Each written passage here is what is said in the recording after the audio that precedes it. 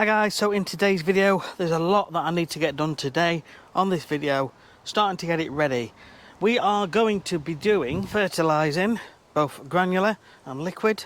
We're going to be putting some seaweed on, we're going to be putting some emerald green on, and we're also going to be putting some iron on the lawn because we're getting to the point now where worm casts are starting to appear on people's lawns. Thankfully we're not too bad, but there's a few other little things happening in the lawn which are a bit disconcerting. Now I'm not sure if this is our dog digging and planting these, or if it's a squirrel, because we've got one here and we've got one down the bottom of the garden as well. We're also going to be doing some verticutting today, and we're going to do some holotine aeration. In addition to that, I'm also going to be filling in the little patchy areas with some seed, and I'll show you how to go on with them. Let's crack on.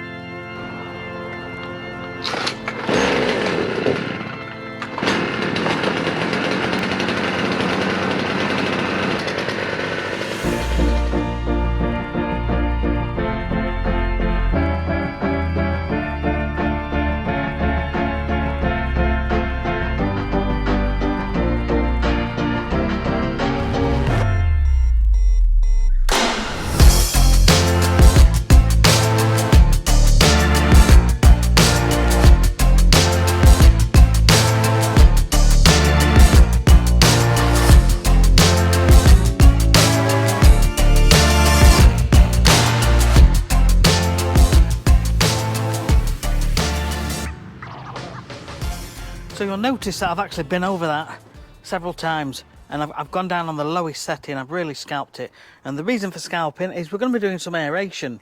Now I've got another aerator tool, I'm going to be using that today, so I'm going to aerate the lawn.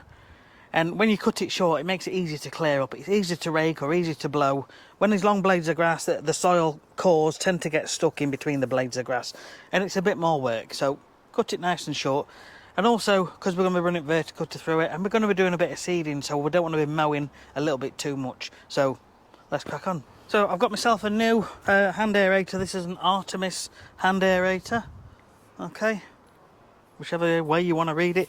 Basically, this was sent to me, and it's under £100, but it comes with both sets of replaceable tines. So you've got the hollow tines, and then you've got some solid spikes as well, so you can spike your lawn several times a year, and you can do the hollow tining when things get a bit compact.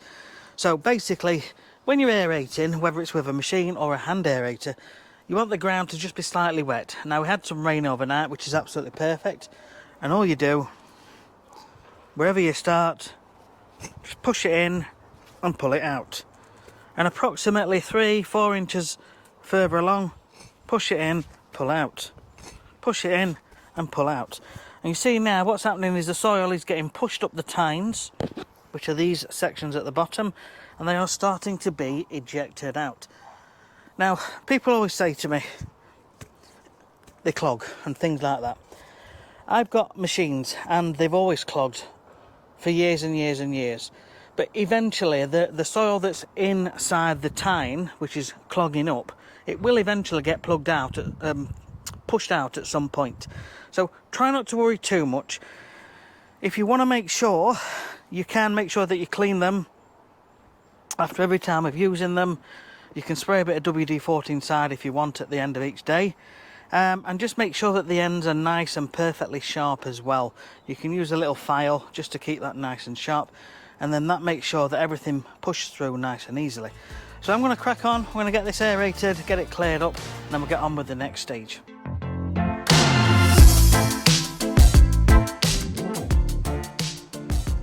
Now you can do it all by hand if you want to. If you don't have a machine, or you don't hire a machine, you can hire machines now for maybe 30, 40, 50 quid for a day.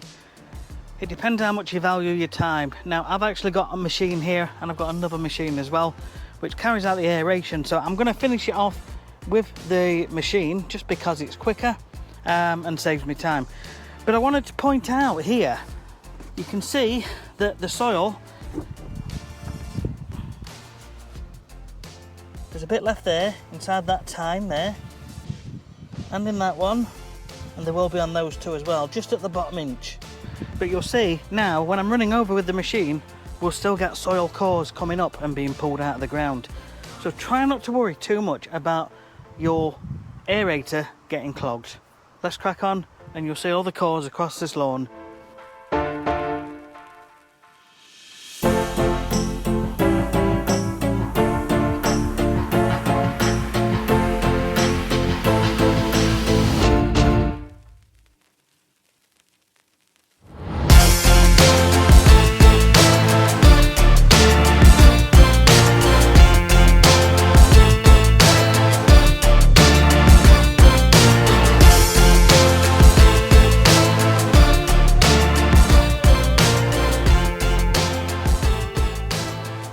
So you can see quite clearly the machine works totally fine.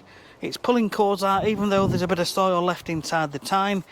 That soil is designed to be there and the next piece of soil will push it out. Like I say, if there's any clogging, it'll get pushed out eventually after a few pushes. And as you can see here, we've got next to no thatch at all.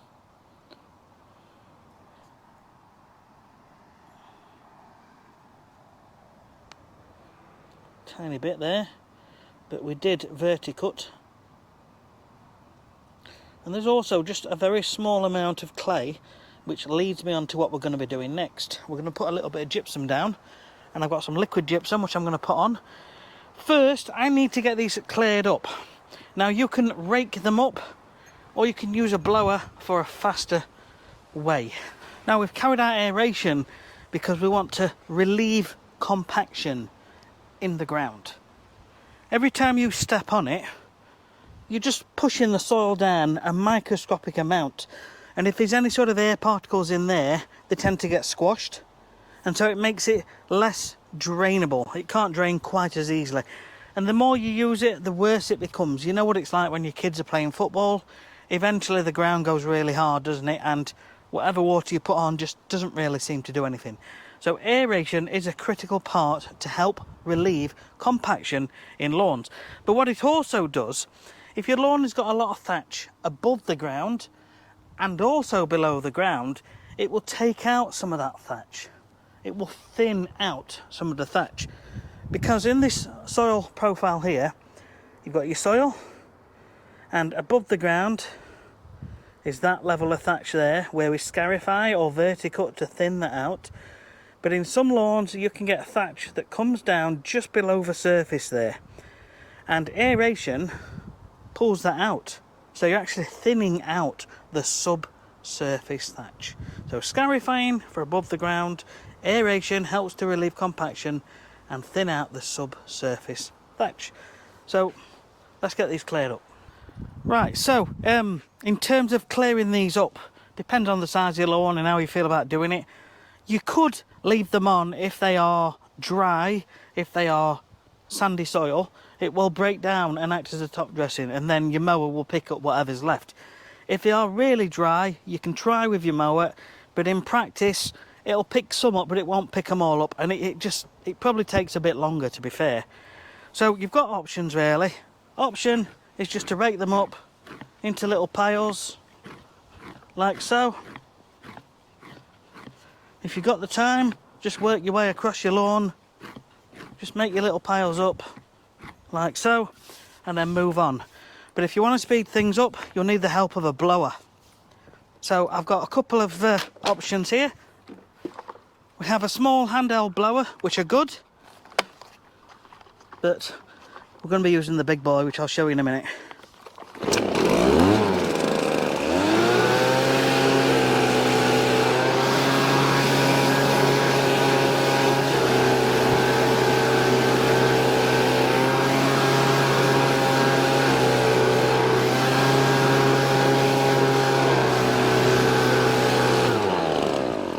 And when I've done, I've started to blow it into a line, and then I will blow in from that side and create long lines.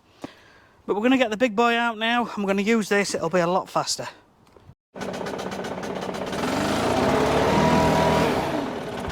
Get yourself a backpack blower.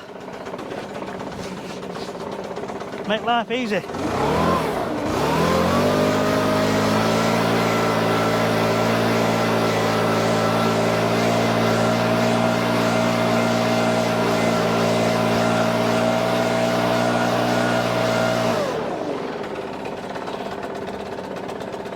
Now that is so much faster. Right, I'm going to crack on.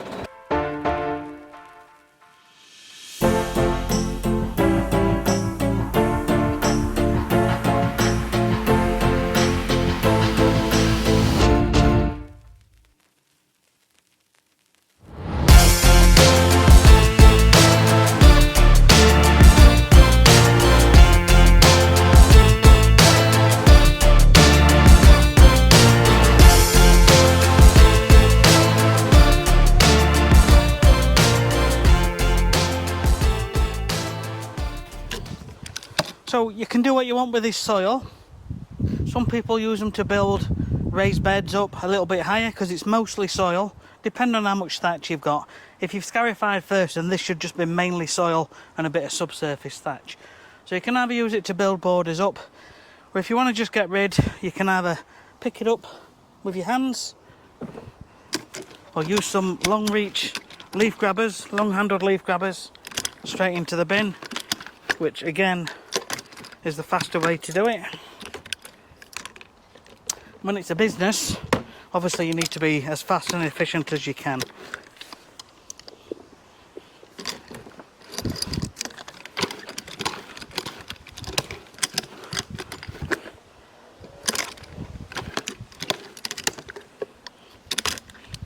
Right, I'll crack on and get these picked up, and we'll get on to the next stage of what we're going to be doing. I'm on an island in your room. You're like the sky sand behind the blue. I'm thinking about you, and I'm thinking about you. All the things we could do if I was sober. So going over again with the mower, and that is to pick up any bits of debris, any bits of soil which have been left on the ground, not picked up by the rake, and just to get everything nice and clean. Everything's open and exposed, the holes are readily able to be seen, to get on with the next step. So we're going to repair some of the patches what have been left by the dogs. Let's crack on. And we've got one or two patches. We've got this main section here. This is where the dogs generally come here. It turns it a kind of green colour, the soil, and we want to get as much of that out as we can and give it a really good heavy raking, because some of the wee will seep down, even though it'll be less strong. If you don't sort of really heavily agitate that topsoil and put some fresh soil in, then it might not take, and I have seen this happen. Other than that, the rest of it will fill in pretty much on its own. There's that little section there which is starting to fill in, but I'm going to put a bit more soil in and actually put some seed in today. And then we've got a section here, or two actually. We've got this one on the edge, and then we've got a little section there, and these were actually present at the start of the year. The rest of it's not too bad. I'm quite happy with that, and it will all come back in its own time. So let's crack on with that.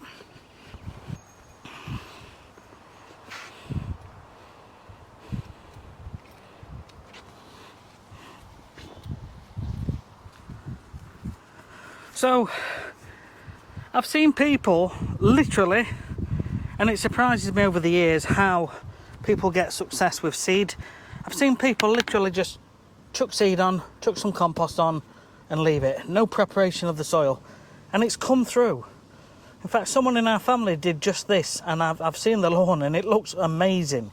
But because of the dog wee, remember, that will have affected the soil a bit. So whatever you want to use, whether it's a rake, just rake out any dead matter. This is Wolfgarten. These are brilliant, these things.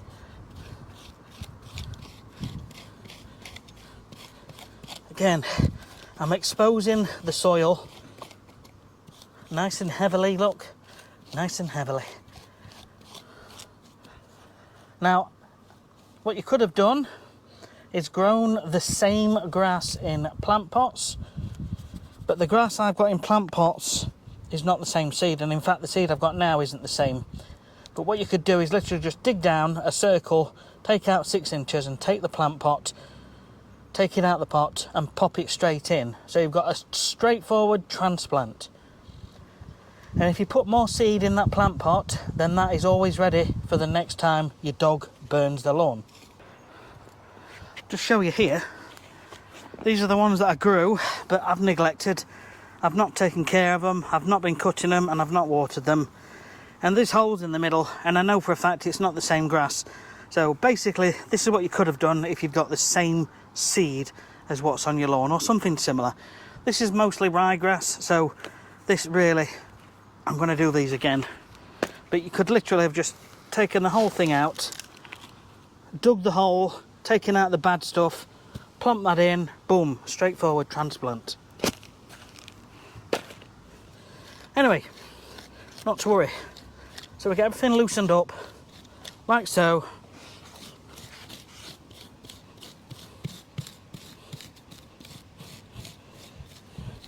Want it nice and fresh.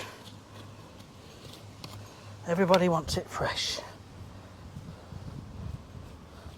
Now, a lot of this soil will be contaminated, so you want to get rid of it. Pop it into a bucket or a bag and dispose of it properly.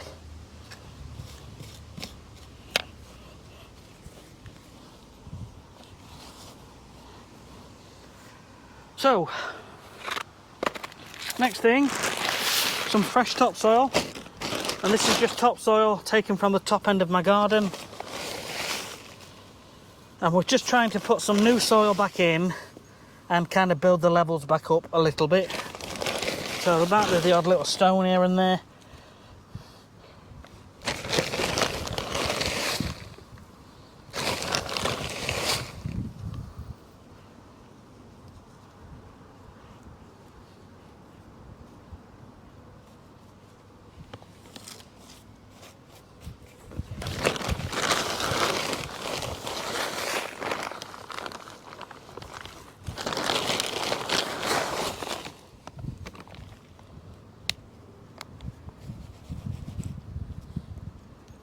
Definitely a few stones.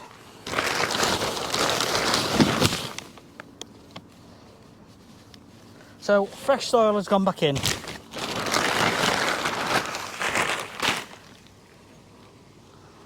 And when I get some seed, I've got here Hurrels Cold Start.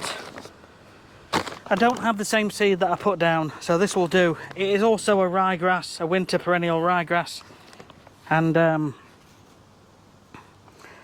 what I'm going to do, I'm going to overseed at the top of the garden, I think. We'll see how we get on, but this can germinate in low temperatures. So we might be using this a little bit later on in the year, but for now, we're just fixing these patches. And just a sprinkling over. Not too heavy. And that's that. Then we want to cover that seed to stop the birds. So we take some compost, multi-purpose compost. If you're interested in the one I use, just go to my website, lawnright.co.uk/compost.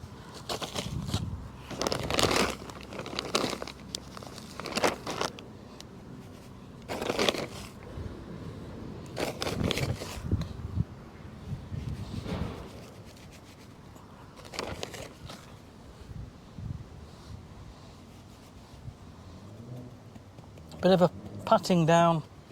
This is to stop the birds and to stop the heavy wind from blowing the seeds.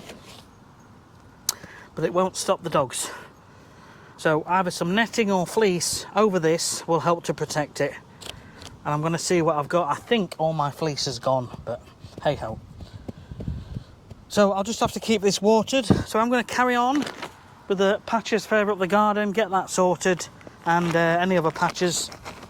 And then we'll get on to the next step. We're going to be putting some liquid gypsum on because there's just a very small hint of clay in this lawn. Every year it struggles at the top end because of the shade, but if we can improve the drainage, which is what we've done with the aeration, and some liquid gypsum, it might just help to take the grass to the next level so it's not dying back quite as much. And this is what we're after, trying to make little incremental improvements. This party's not that amazing. Your friends are skin and bones. She can never replace me. How to kiss looks kinda gross. Guess I'm acting crazy, but I can't hold it back. They don't know. Right, so the next thing we're going to do actually is put some fertiliser on. I've just been given this little fancy spreader. It's an Artemis spreader. I used to use spreaders years ago when I worked for a major company, but you only really need them on big lawns, to be fair. But these are good. They're quite cheap as well. So you've got the wheels there, and as one of the wheels turns, this little spindle thing here underneath spins around and flicks the fertiliser out. And we put the fertiliser in. This is a sieve to stop any big bits from going down.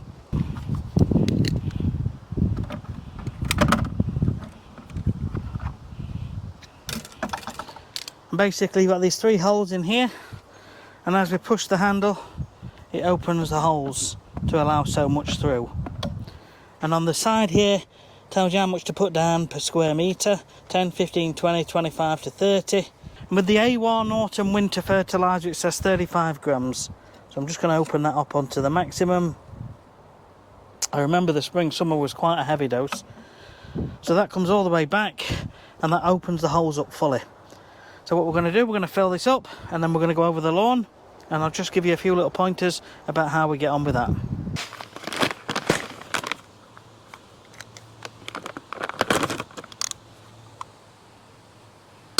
So at 35 grams a square metre, and we've got 70 square metres, that's 210, roughly 220 grams, something like that, which from memory was actually the size of the little handy handheld spreader, that kind of amount. But it doesn't matter. I'm just going to put this in, put the sieve in first, and we'll pour some in.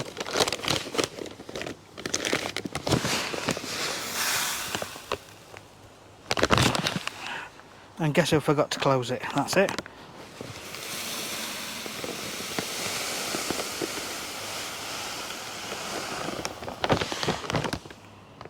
Plenty in there. It's quite dusty. You see the mess underneath? Always make sure you've got the lever down to keep the holes closed. So when it's raining, you've got these rain covers.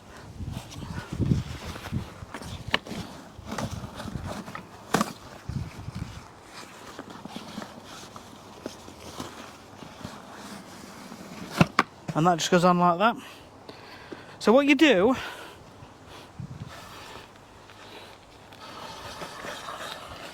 I'm going to clear this up first.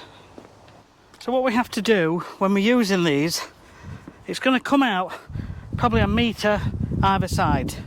So you need to be kind of in the middle where you want to be. So we've got a metre there and a metre there, but I'm just going to allow for a little bit more. So about 1.5 metres either side. So potentially we can get this lawn up and down in one strip. Now, obviously nothing's happening because we've got it closed, but as soon as I open that, it's going to start coming down. But you want to be moving, and you want to open it about 0.5 metre before you intend to start. So I would start to open it about there. So I'm going to take a walk and start opening it here, and then just keep walking. And when I get to the far end, we close it, and then we've got an arc, and we need to fill in what's around the arc by hand. I'll show you that. So let's do this first. Okay. Here we go, open.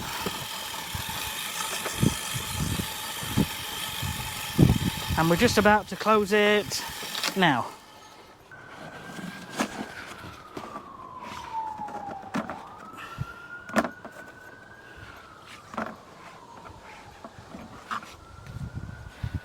So of course it comes around in an arc, and what you can do, you can just fill that arc in by hand on both sides, and that's it. We'll leave the rain cover down there.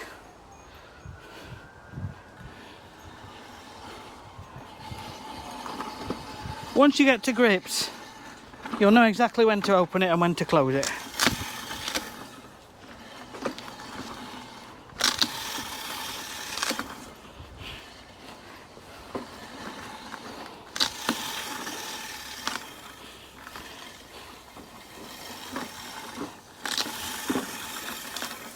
And that's it.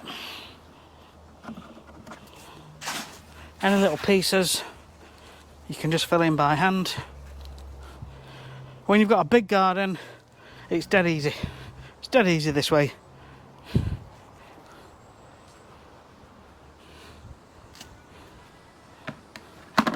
Right, we'll carry on with the rest of this garden and then we'll get on to the next bit.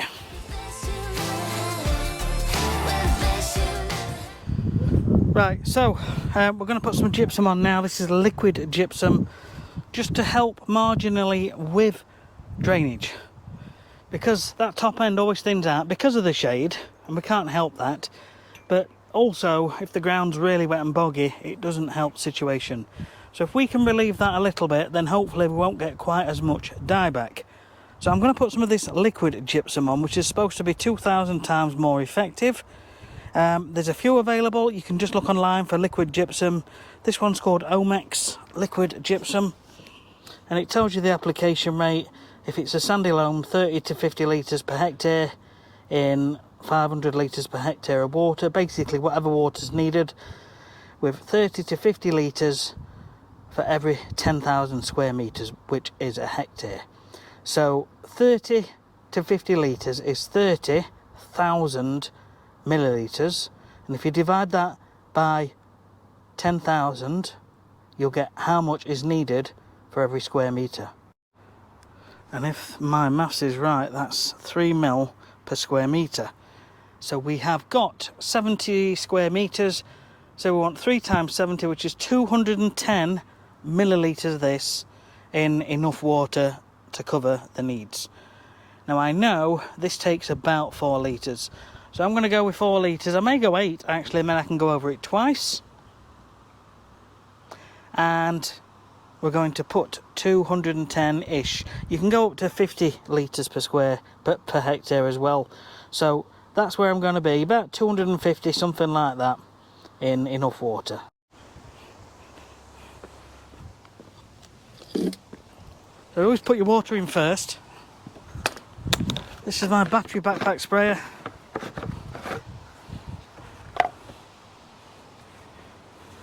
Always try and keep your gloves on when you're handling products of any description, unless you forget, which I often do, but just do your best.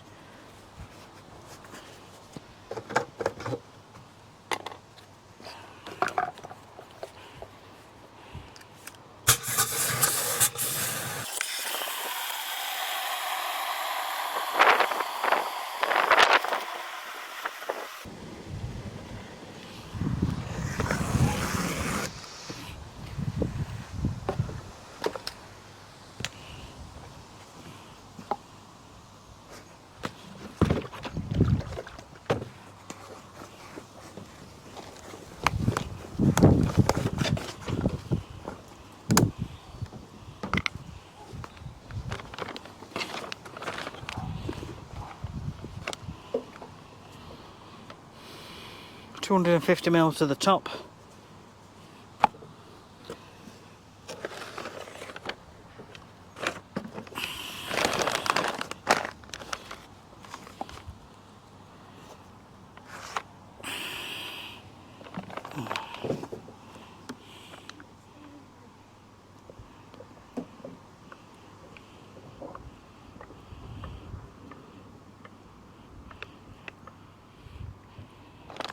Okay, it's like a runny yogurt, that, and milk.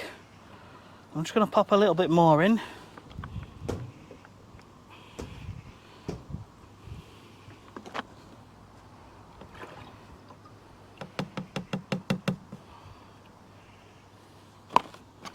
So I'm going to apply this and then give it a very brief watering in. Is it tank mixable? If it is, then I can mix all my other products in. Do you know what? I think it should be, because it's not like a weed killer or anything. So, let's get the other products and get them in and get them on. Emerald green. My size lawn is about half a bottle. That's as much as I've got. Got to get some more. This one, I remember, is approximately 250 ml, which is just over one of them. You don't have to be spot on accurate, but that will do for that. Now the Pro Clean Iron Sulfate Lawn Tonic with seaweed extract, we just need to be a little bit more spot on with this, which from memory, grass greening is 250 ml for 50 square metres, so about 300 ml, something like that.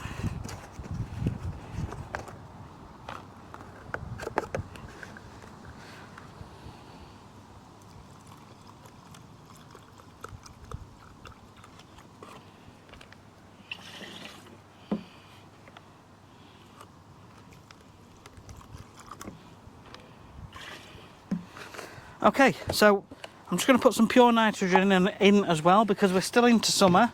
Technically we are still in summer, and that will give us a decent initial boost of green colour. Again, you can go up to 4 grams a square metre here, depending on which one you're using, but this is like a granular one available in many places. So again, 70 times 4 is 280. So we're probably getting about 200 out of this because there's some sediment in the bottom. 200. And that's that. So everything is in that we need to spray onto this lawn.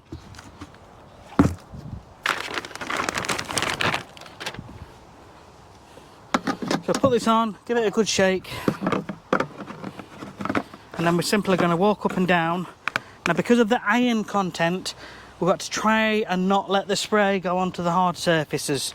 But we are going to give it a brief watering in anyway. The iron, I should have put that on separately, but hey ho. It is what it is this time. I can always put some more on later.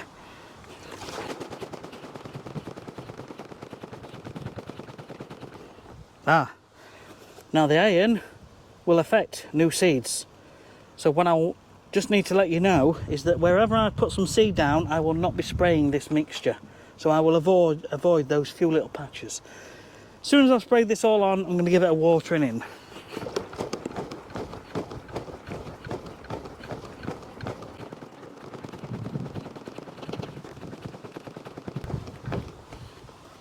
Okay. That's foaming up, lovely.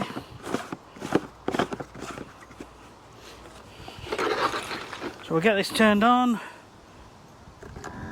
2, 3, 4, 5, maximum power, and we'll just carry on and get this sprayed on.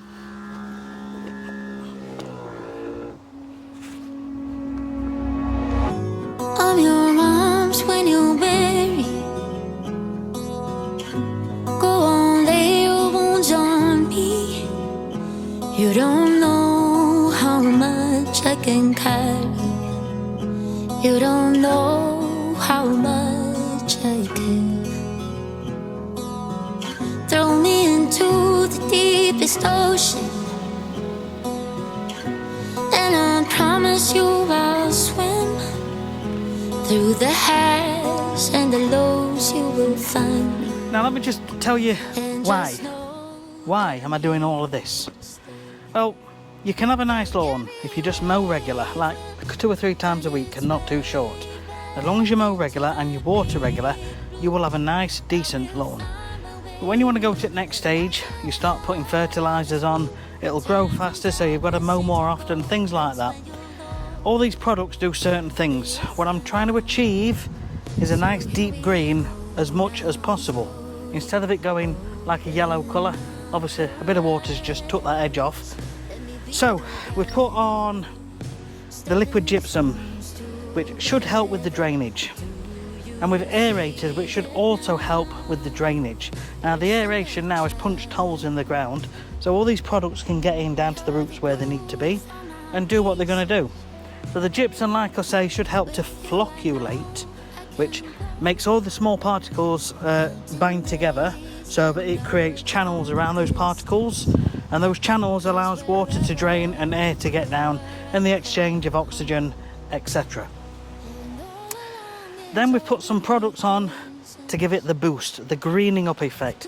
So first of all, we use the the new fertiliser spreader, the push spreader, to get the fertiliser on. It's an autumn fertiliser, so it's more about the roots and the health.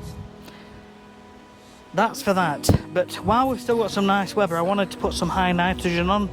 So in the sprayer, we put the high nitrogen on at 4 grams a square metre, and that will give it a rapid greening up pretty fast. Then we put some seaweed in that, which is to help with plant health and stress and disease and things like that. And what else have we put down? We put some iron tonic on, which helps to green it up, and again, just to help with the health of the plant. And finally, my emerald green, which has a number of different products in, which again helps with the health of the plants, but it also helps to hold water around the roots, because you still want that water there while it's hot, so the plant's making use of it, so it's not draining too fast. It's about getting the balance depending on what type of soil you've got. So that is why we do what we do. Now, I filled in the patches with some seeds. I've roughed it up first, seed, compost on top, and they should come through in the next couple of weeks. To try and keep the dogs off, I'm going to put some fleece down if I've got some, but I think it's all gone, so I might just have to see how it goes.